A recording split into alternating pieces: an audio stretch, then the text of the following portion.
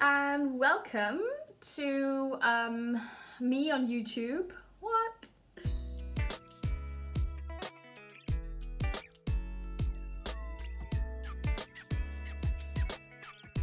Hey guys, welcome. So I have an appointment with my midwife in 2 weeks, just to kind of listen to the heartbeat and discuss symptoms and maybe start to talk about possible ideas for preparing for the birth, because I'm feeling slightly anxious about that. I'll do another video about that, but I will have a few questions for her. I'm wondering about hypnobirthing at the moment, so that's something I'm going to kind of research and think about. I'm kind of excited to have an appointment in 2 weeks, but at the same time, because there's no ultrasound, yeah, it's kind of a bit of an anticlimax in a way, because there's a lot of information I can find out without going and meeting a midwife, especially as it's not going to be any midwife who's present at the birth or anything. It's good to get blood tests done, obviously, and urine samples and all of that kind of stuff, just to make sure everything's okay. And yeah, but to actually find out the sex of the baby, we've got to wait until June. So I'll be in my probably 23rd week, 22nd week, which feels like ages away. Yeah, so when we had our last ultrasound, we were about 12 weeks. We did the nuchal translucency scan, where they measured the neck at the back. And we got very, very good results there, so we actually decided against proceeding with any further tests.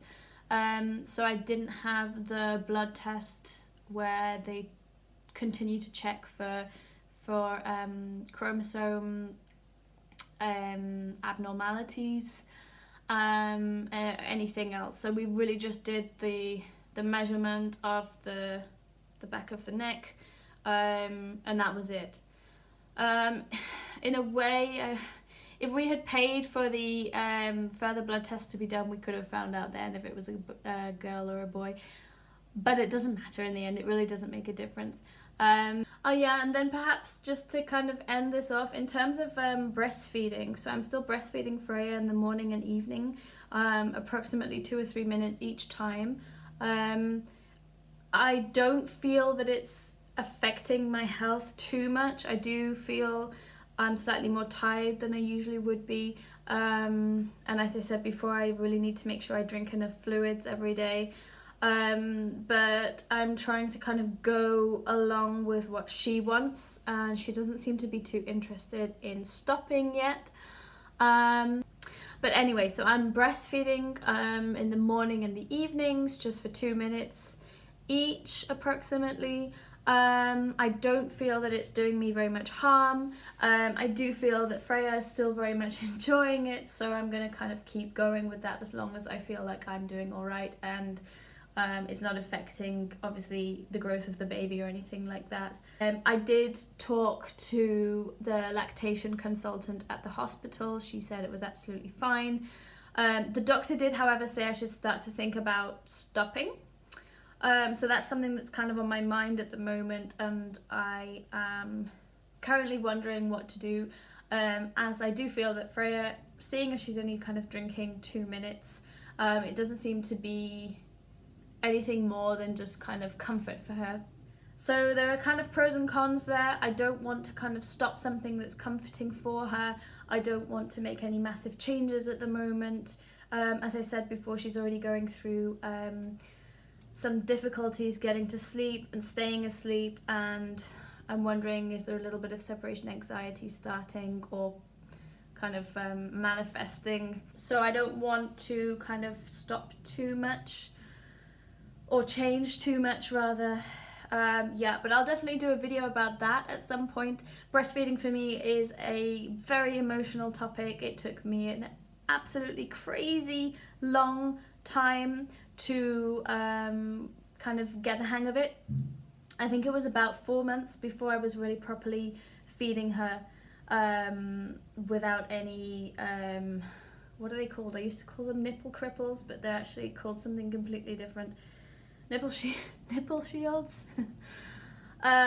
So I mean, I went through a crazy amount of pain, and I went through a massive emotional kind of turmoil and stress, way too much than I should have put myself through. So I will definitely do a video about that, because that could be helpful for people who are also struggling with breastfeeding.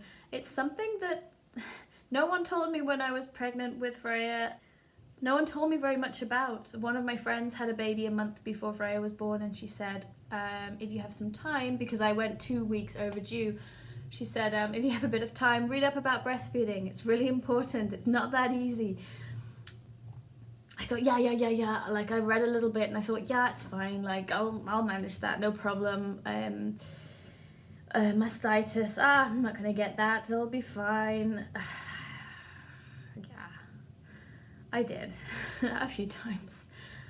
But yeah, I kind of feel, on the other hand, I was just so consumed by the idea of labor and contractions, and when will the baby finally come, and what is it going to feel like, and what is she going to look like, and what are we going to call her, that I just didn't have the energy or the capacity really to kind of read up or learn anything about breastfeeding. But anyway, I will do a video about breastfeeding, or at least one, maybe a few.